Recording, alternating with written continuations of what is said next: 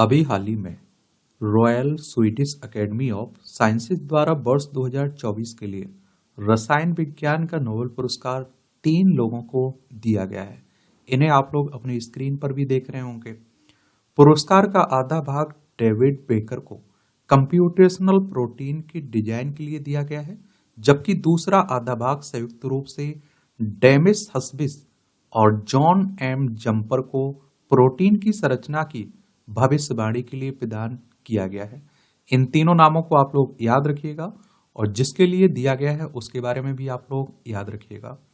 देखिए, अगर हम लोग नोबेल पुरस्कार की बात करें तो अल्फ्रेड नोबेल का नाम आप लोगों ने सुना होगा। डायनामाइट के आविष्कारक थे। इनकी वसीयत नामे के अनुसार दिए जाते हैं और आप देखेंगे कि अक्टूबर महीने में उनका जन्म हुआ था, तो अक्टूबर महीने में नोबेल पुरस्कारों की घोषणा होती है और दिसंबर महीने में उनकी डेथ हुई थी, तो दिसंबर महीने में ये वितरित किए जाते हैं। यह पुरस्कार उन लोगों को दिया जाता है जिन्होंने पूर्ववर्ती वर्ष के दौरान मानव जाति को अधिकतम लाभ प्रदान किया हो। पहली बार ये पुरस्कार 1901 में दिए गए थे। ये पुरस्कार 6 श्रेणियों में दिए जाते हैं: भौतिकी, रसायन, फिजियोलॉजी या चिकित्सा, साहित्य, शांति और अर्थशास्त्र में। और पुरस्कार का समारोह हर साल दिसंबर में स्टॉकहोम स्वीडन में होता है। लेकिन जो शांति का पुरस्कार है ना, ये स्टॉकहोम समारोह में नहीं दिया जाता है, बल्कि यह पुरस्कार हर साल उसी दिन ओस्लो नॉर्वे में दिया जाता है। और प्रत्येक नोबेल पुरस्कार विजेता एक स्वर्ण पदक, एक डिप्लोमा और एक मौद्रिक पुरस्कार प्राप्त करता है।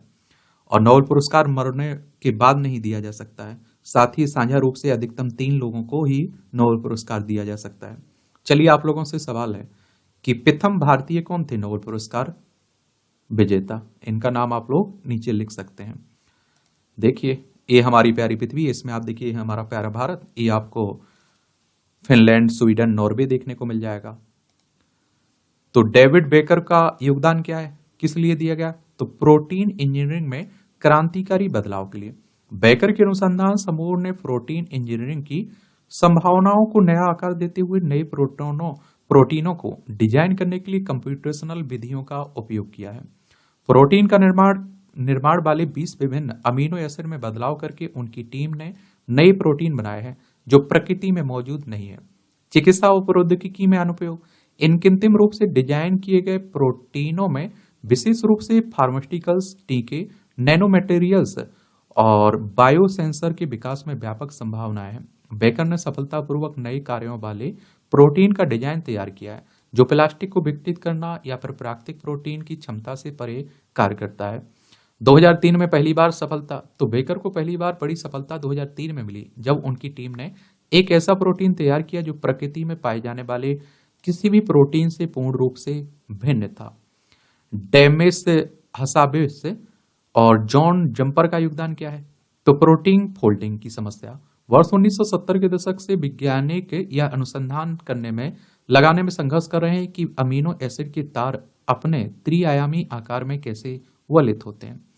प्रोटीन की संरचना महत्वपूर्ण है क्योंकि यह उनके कार्य को निर्धारित करती है। दवा की खोज, रोग उपचार, जैव प्रौद्योगिकी जैसे क्षेत्रों में प्रगति के लिए इन संरचनाओं को समझना आवश्यक है।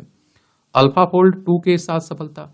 तो वर्ष 2022 में हस्पिस और जम्पर ने अल्फाफोल्ड 2 प्रस्तुत किया जो एक एआई संचालित प्रणाली है जिसने भविष्य में प्रोटीन संरचना में क्रांति ला दी। यह मॉडल लगभग प्रत्येक ज्ञात प्रोटीन 200 मिलियन की संरचना का पूर्वानुमान लगाने में सक्षम था। इस उपलब्धि से संरचनात्मक जीव विज्ञान की 50 वर्ष पुरानी समस्या का समाधान हो गया है। क्या हो गया? समाधान हो गया है। और प्रोटीन संरचनाओं को डिकोड करने के पारंपरिक तरीके जैसे कि एक्सरे, क्रिस्टलोग्राफी आदि मंद, श्रम साध्य और समय लेने वाले हैं। व्यापक उपयोग और प्रभाव। अल्फाफोल्ड 2 का उपयोग विश्व भर में 2 मिलियन से अधिक शोधकर्ताओं द्वारा किया गया और जिससे विभिन्न क्षेत्रों में सफलता मिली। उदाहरण के लिए यह एंटीबायोटिक प्रतिरोध को समझने, प्लास्टिक को विघटित करने में सक्षम एंजाइम के निर्माण करने में सहायक रहा है। और आप देखिए प्रोटीन से संबंधित मुख्य तत्व क्या है, ये भी देख लीजिए। तो आप देखेंगे कि निर्माण खंड के रूप में amino acid. Protein amino acid की दीर्घ श्रृंखलाओं से निर्मित होते हैं जो कार्बनिक अणु होते हैं जिसमें कार्बन, हाइड्रोजन, नाइट्रोजन, ऑक्सीजन और कभी कभी सल्फर भी शामिल होते हैं।